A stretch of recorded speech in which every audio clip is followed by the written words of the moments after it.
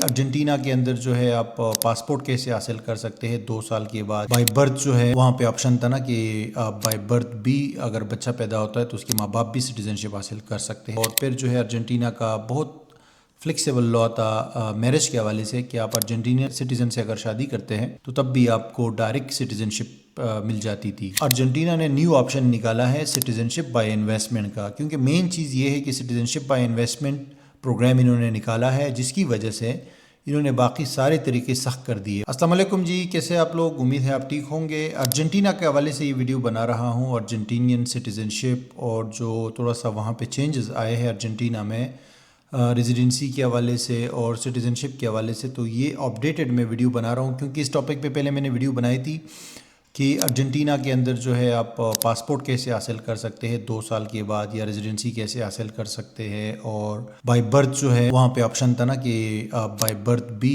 अगर बच्चा पैदा होता है तो उसके माँ बाप भी सिटीजनशिप हासिल कर सकते हैं, यानी बच्चा भी और माँ बाप भी। और फिर जो है अर्जेंटीना का बहुत फ्लेक्सिबल लॉ था मैरिज के हवाले से कि आप अर्जेंटीनियन सिटीजन से अगर शादी करते हैं तो तब भी आपको डायरेक्ट सिटीजनशिप मिल जाती थी। मतलब आप डायरेक्टली अप्लाई करते थे तो फिर उसमें तकरीबन 18-20 महीने लगते हैं, ठीक है।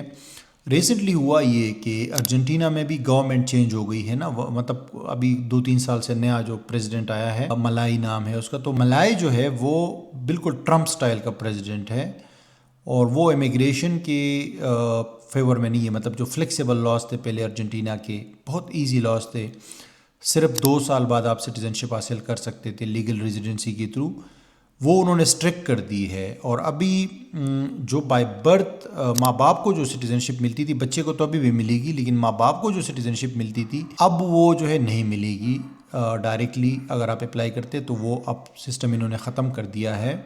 और अब अगर आपका बच्चा भी पैदा होता है अर्जेंटीना में तो स्टिल आपको 2 साल वहाँ रहना पड़ेगा, तो तब जाके आप एलिजिबल होंगे सिटीजनशिप के लिए। तो ये ख़त्म कर दिया इन्होंने। दूसरा जो अगर आप मैरिज के थ्रू अगर सिटीजनशिप अप्लाई करते हैं तो वो भी नहीं कर सकते, उसके लिए भी वेट करना पड़ेगा, 2 साल रहना पड़ेगा, तो तब जाके कर सकते हो। उसके अलावा जो रेजिडेंसी के अंदर जो चेंजेस आए हैं, जो कुछ दिन पहले मेरी बात हुई थी ना वकील से वहाँ पे, तो रेजिडेंसी के अंदर जो चेंजेस आई है वो ये आई है कि पहले क्या था कि जब आपको 2 साल की रेजिडेंसी मिलती थी ना, रेजिडेंसी मतलब 2-3 तरीक़ों से बंदा ले सकता है। या तो पैसिव इनकम वीज़ा उनका बड़ा मशहूर है, रेंटेस्टा वीज़ा कहा जाता है उसको। उसमें $1500 से $2000 अगर आप पर मंथ आपके अकाउंट में आ रहे हैं। लेकिन इस चीज़ में ये बहुत स्ट्रिक्ट है। ये जो पैसे आपके पास पैसिव इनकम आ रही है, ये इसमें प्रॉपर्टी के जो वो है ना इनकम है वो कंसीडर नहीं होती। प्रॉपर्टी हो गई या एक्टिव जो कोई इनकम है, ठीक है, तो वो इसमें कंसीडर नहीं होती। और बिजनेस डिविडेंड्स वगैरह से भी नहीं होती। यानी ये प्योरली आप ऐसा कह लो कि आप पेंशन हो आपकी या आपकी फ़िक्स डिपॉजिट हो, और जिस डिपॉजिट जो है उसका सर्टिफिकेट आपके पास होना चाहिए। भाई ये डिपॉजिट आपने किया हुआ, ये फ़िक्स्ड है, मतलब इससे ये लॉन्ग टर्म के लिए फ़िक्स्ड हो चुका है ये डिपॉजिट, और इससे आपको रेगुलरली कंफर्म गारंटीड इनकम आ रही है $1500 से $2000, ठीक है। 1500 सिंगल बंदे के लिए है और 2000 फैमिली के लिए। तो ये फिक्स्ड अगर आपके पास आ रही है तो ये एक्सेप्टेबल है। और ये बड़े स्ट्रिक्ट होते हैं जो अर्जेंटीना की वो है ना माइग्रेशन डिपार्टमेंट है। तो अब क्या हुआ कि रेंटेस्टा वीज़ा भी अगर आप लेते हो, या दूसरा तरीका ये है कि आपने कंपनी वहाँ बना दी और ख़ुद को स्पॉन्सर कर लिया और आपको रेजिडेंसी मिल गई सेल्फ एम्प्लॉयमेंट की, तो ये भी तरीका है। तो इस तरीके से क्या होता है, ये आप इन्वेस्टमेंट की भी ऑप्शंस वहाँ पे अवेलेबल है। तो ये 2-3 तरीके से है। या अगर आप वहाँ पे जॉब करते हो, पहले स्टूडेंट को भी 2 साल बाद मिल जाता था, ठीक है। यानी कि अगर स्पेनिश लैंग्वेज कोर्स में आप लेते थे वो भी इन्होंने ख़त्म कर दिया। अब आपको रेगुलर अगर कोई डिग्री प्रोग्राम में अब हो तो फिर अब 2 साल आपके काउंट होंगे सिटीजनशिप की तरफ, नहीं तो नहीं होंगे, ठीक है। तो स्टडी का ऑप्शन भी है, अगर कोई बंदा जेन्युइनली स्टडी करना चाहता है डिग्री प्रोग्राम में, मतलब बैचलर्स में या मास्टर्स में, तो वो स्टिल 2 साल काउंट होगा उनका टाइम। तो ये कोई भी रेजिडेंसी हो, तो इसके अंदर इन्होंने अभी ये सख्ती लेकर आए हैं कि भाई जो 2 साल आप वहाँ पे गुजारेंगे ना, तो उसमें आपका एक भी एग्जिट नहीं होना चाहिए। पहले तो ये था कि आप 1 साल में 180 दिन वहाँ पे रहोगे, और बाकी अगर 6 महीने आप बाहर भी रहे तो खैर है, कोई मसला नहीं है। 6 महीने, 5 महीने, 4 महीने अगर आप बाहर जाते हो, आते जाते हो, तो इट्स ओके, यानी कि इतना बड़ा मसला नहीं था, और आप इवेंचुअली सिटीजनशिप के लिए क्वालिफाई करते थे।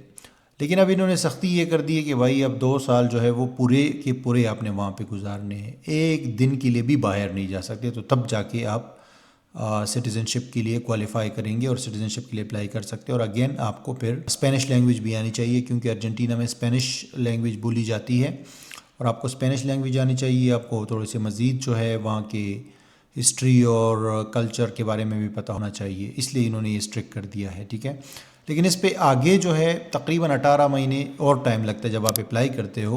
तो कुल मिला के बात ये कि जो भी 2 साल के पहले भी मैंने बताया था कि 2 साल का ये तो पेपर पे नज़र आ रहा है कि 2 साल बाद आप ले सकते हो, लेकिन इसमें टोटल 4 साल लगते हैं, क्योंकि जब आप रेजिडेंसी ले रहे होते हो तो रेजिडेंसी भी 3 से 6 महीने टाइम लगता है। रेजिडेंसी जो कार्ड आपके हाथ में आता है ना, तो 3 से 6 महीने का टाइम लगता है। तो जो प्रोसेसिंग टाइम है वो इसमें काउंट नहीं होता। जब आपके हाथ में कार्ड आ जाता है और उसकी जो वैलिडिटी डेट होती है उस दिन से आपका टाइम स्टार्ट होता है रेजिडेंसी का अर्जेंटीना में सिटीज़नशिप की तरफ। और 2 साल गुजारने के बाद जो है आप एलिजिबल हो कि आप अप्लाई करें, तो फिर 18-20 महीने मज़ीद लगते हैं। तो कुल मिला के ये 4 साल बन जाते हैं। तो 4 साल में अभी भी पॉसिबल है अर्जेंटीना की सिटीज़नशिप। और ये जो है स्ट्रिक्ट थोड़ा सा चीज़ें इन्होंने ज़रूर की है, लेकिन स्टिल लॉ मौजूद है और आप इसमें मतलब एक बंदा जो है अगर चाहे तो वो इस चीज़ में हासिल कर सकता है, इसमें जा सकता है रेजिडेंसी की तरफ। अब इसमें एक अर्जेंटीना ने न्यू ऑप्शन निकाला है सिटीज़नशिप बाय इन्वेस्टमेंट का, क्योंकि मेन चीज़ ये है कि सिटीज़नशिप बाय इन्वेस्टमेंट प्रोग्राम इन्होंने निकाला है, जिसकी वजह से इन्होंने बाकी सारे तरीके सख्त कर दिए, बाकी सारे प्रोसेस को इन्होंने स्ट्रिक्ट कर दिया है सिटीज़नशिप बाय इन्वेस्टमेंट के लिए रास्ता बनाने के लिए। तो सिटीज़नशिप बाय इन्वेस्टमेंट में इनकी जो अमाउंट है वो $5 लाख है।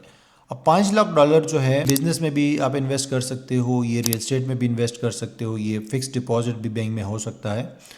तो इसमें 2 साल रहने की ज़रूरत नहीं है और ये डायरेक्टली जो है सिटीज़नशिप बाय इन्वेस्टमेंट है, जैसे डोमिनिका है, तुर्की है, इस तरह की जो कंट्रीज़ दे रही है, तो वो ये ऑप्शन ये लोग दे रहे हैं।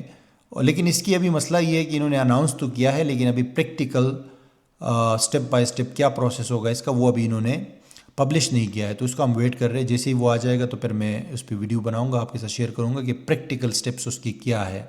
लेकिन अगर इसमें रियल एस्टेट का ऑप्शन लेट से शामिल होता है, वैसे तो इनिशियली इन्होंने बोला था कि रियल एस्टेट भी होगा, फिक्स डिपॉजिट भी होगा, कंपनी फॉर्मेशन यानी जो इन्वेस्टमेंट्स है बिजनेस में वो भी होंगे। लेकिन अभी देखना पड़ेगा कि ये प्रैक्टिकल जब आते हैं ना एक गाइडलाइन, तो उसमें क्या होता है। तो ये अच्छा ऑप्शन है वैसे। $5 लाख में अर्जेंटीना का पासपोर्ट काफ़ी स्ट्रॉन्ग पासपोर्ट है, 170+ कंट्रीज़ विदाउट वीज़ा है इस पर, मतलब ये डोमिनिका शोमिनिका इनसे तो ये काफ़ी बेहतर है, ठीक है। तो ये है कि ये सारे मामलात हैं अर्जेंटीना के। अब वो नहीं रहा, 1 साल पहले तक जो है ना, या 6 महीने पहले तक आप समझ लो कि काफ़ी ईजी था मतलब सिस्टम इनका। लेकिन वही बात है कि पाकिस्तान से अगर आप इनकी रेजिडेंसी अभी भी लेना चाहते हैं मिसाल के तौर पे, तो आपको या तो विज़िट वीज़ा लेना होगा और वहाँ पहुँच के अपना प्रोसेस स्टार्ट कर सकते हैं। और अगर विज़िट वीज़ा आपके पास नहीं है तो फिर लाजमी बात है वहाँ पे वकील को पैसे देने पड़ेंगे कंपनी बनाने के लिए, और जो भी डॉक्यूमेंट्स वहाँ पे रिक्वायर्ड होते हैं, फिर वहाँ से अप्रूव होगी रेजिडेंसी, तो फिर आप यहाँ से अप्लाई कर सकते हो। फैमिली के साथ भी जा सकते हो, अकेले भी जा सकते हो, लेकिन काफ़ी ख़र्चा करना पड़ेगा एडवांस में। और रेंटेस्टा वीज़ा जो है वो वहाँ से प्रोसेस हो सकता है, इवन कि आप अगर बाहर भी हो, लेकिन इसके लिए रिक्वायरमेंट्स जो है वो स्ट्रिक्ट है, तो वो अगर आप फुलफ़िल करते हो तो वो भी पॉसिबिलिटी है, ठीक है जी। आपका कोई क्वेश्चन हो तो कमेंट में करें। और आपको जो पता ही है कि हम लोग कंसल्टेंसी सर्विस देते हैं, हमारे नंबर पर रब्ता करके आप कंसल्टेंसी अपॉइंटमेंट ले सकते हैं, पेड अपॉइंटमेंट। इसमें हम किसी भी कंट्री के हवाले से आपको गाइड कर सकते हैं या कौन सा ऑप्शन आपके लिए बेहतर है आपकी सिचुएशन और बजट के हिसाब से। तो थैंक यू वेरी मच, मैं मिलता हूँ आपसे अगली वीडियो में।